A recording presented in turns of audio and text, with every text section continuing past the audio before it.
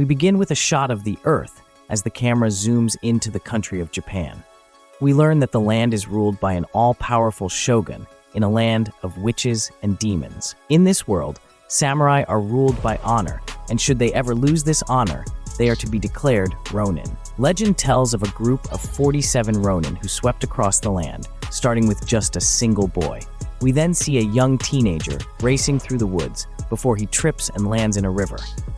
His head is covered in scars, and a separate off-screen individual approaches him to check his status. Noticing the scars on his head, he tries to drown the teenager, only to fail. We then see as an older man approaches, taking pity on him for being nothing more than a child. Tossing and turning for several days, the child recuperates in the town with the help of the villagers. The boy then begins to live among the village, befriending a young girl who helped nurse him to health, named Mika. While most of the village viewed him as an outcast, the boy was in love with Mika and wanted to repay the village for their kindness in saving him. We then see the same boy grown as a middle-aged man and learn his name is Kai. He is in the woods, tracking some kind of predatory animal, and reports to the rest of the village. They proceed further into the woods when they are suddenly attacked by a giant beast, larger than an elephant and knocking down trees. It crashes through several outposts and continues to charge through a field while they chase and shoot it with arrows. Eventually, knocking it to the ground, they surround and begin attacking it with their weapons. Unfortunately, they take heavy casualties as it flees until it charges at our hero, Kai. In a shocking display of skill, he stabs it in the belly and kills it while it is mid-charge, saving a fellow warrior who was on the ground. Surprisingly, Kai then offers his sword to the man he saved, only to be scolded and told he is a worthless half-breed.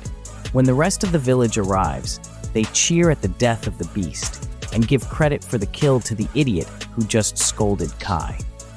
While they walk away in happiness, one of the village generals notices that Kai's hands are covered in beast blood, as it was obviously him who slayed the monster. When everyone is gone, a young white fox approaches from the side and observes them. Elsewhere, a group of official-looking men march through a temple on the top of a mountain.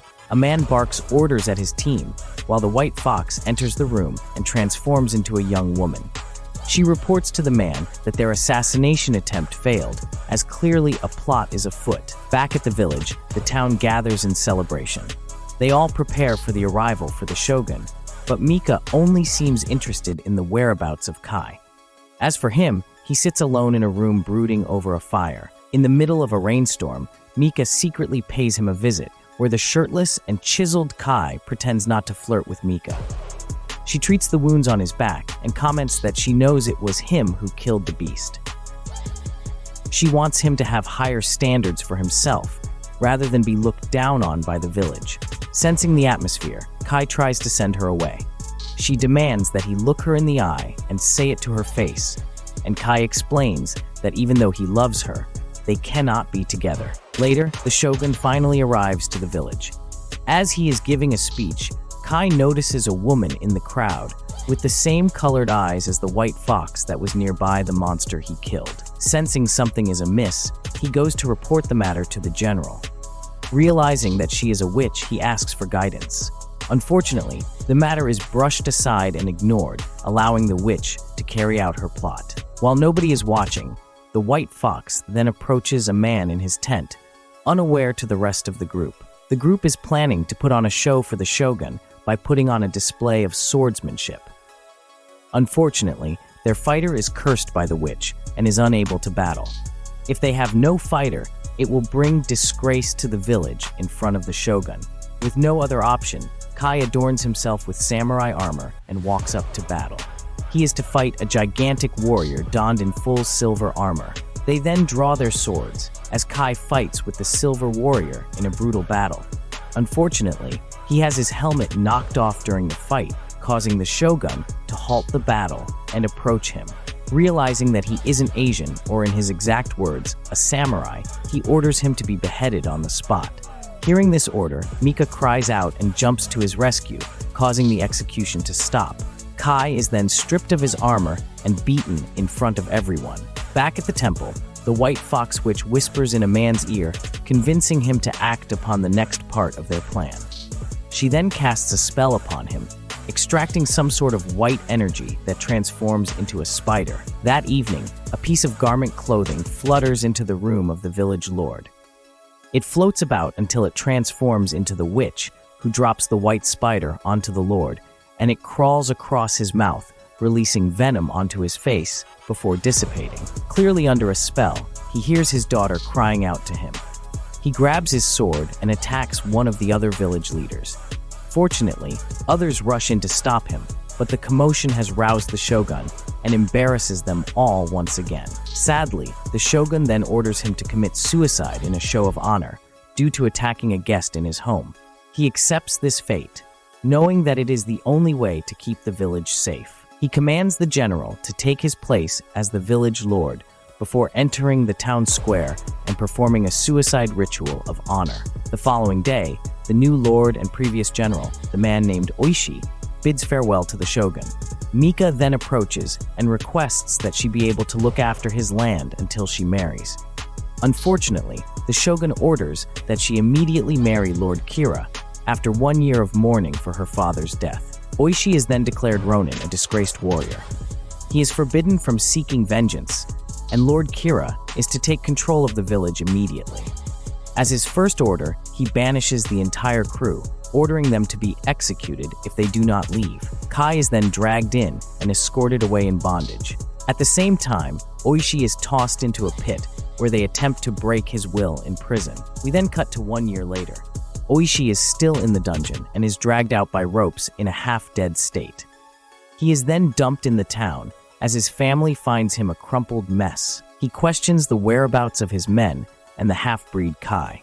When he learns that Kai has been sent to the Dutch islands and sold into slavery, he immediately gathers 3 horses and rides off to go get him. Once he arrives, he is immediately haggled by a group of slavers. They bring him to an underground fighting ring, where we see Kai as he battles in a gladiator-style cage match against a large mutant creature. Kai easily dodges the creature's attacks and beheads it with a few swift moves of his sword. Unfortunately, he doesn't seem to recognize Oishi when he approaches him, and the two of them battle with their swords in a savage fight of swordsmanship. Only after he informs him that Mika needs his aid does he finally regain his mind. The two of them then flee the Slaver's Bay as the pirates chase them with rifles. Fortunately, the two of them are both skilled warriors that utilize swords, fire, and other nearby weaponry to aid them in their escape. When they escape, Oishi explains that Mika is to marry the tyrant Kira. He has 1,000 men under his command and is protected by witchcraft. Although Kai is angry that he finally admits this, he agrees that he must save Mika. Later, we see Mika as he duels with his guards in his mountainous castle. He is extremely brutal in his fighting and beats his enemies while they are on the ground. When a messenger arrives, he explains that Oishi and Kai have escaped from the Slaver's Island, causing him to order the witch to go and murder them. Meanwhile, Oishi and Kai arrive at a small outpost in the woods as a ragtag group of men greet the two of them. The small group of men are all Ronin, having been robber of their honor by Kira. Oishi then takes a vow in front of his men, claiming that they will not rest until they have regained their honor, or when they send Kira straight to hell. They then begin to plan the next step of their plan, as they comment on the fact that they don't have the proper weapons to enact their plan. While they are all happy to see Oishi again, they don't want to be associated with the half-breed. Later, the group of Ronin arrives at a village that has been decimated by Lord Kira. They try to fool the guards by claiming to be traveling farmers, but the guards see through this almost immediately. Without skipping a beat, Kai then immediately rushes them and slaughters nearly all the guards by himself. The others are shocked by this, as he begins to salvage the weapons and swords from the dead guards. Back at the lair of the witch, she sits at a table across from Mika as she taunts her for having a pitiful fate. Mika knows that the witch was the one who plotted the entire thing, but is powerless to resist. Meanwhile, Kai claims that there is a place where they can obtain the swords they need. Hidden in a forest, a group of mythical swords exist that can help them accomplish their plans. Kai then reveals that he was raised in Tengu Forest, the location of these mythical swords. Apparently, he was raised by demons in the forest when he was a child, and they were the one who marked him with demon wounds as a child. While this sounds good, Oishi is skeptical that they will just hand over magical swords.